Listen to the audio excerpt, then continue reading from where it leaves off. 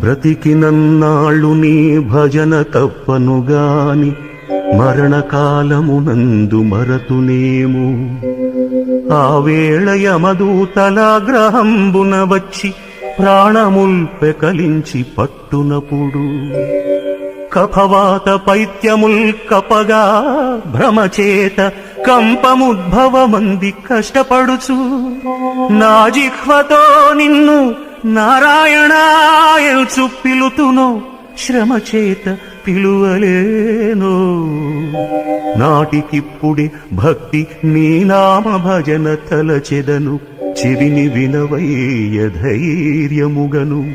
భూషణ వికాస శ్రీధర్మపుర నివాస దుష్ట సంహార నరసింహ దురిత దూరా.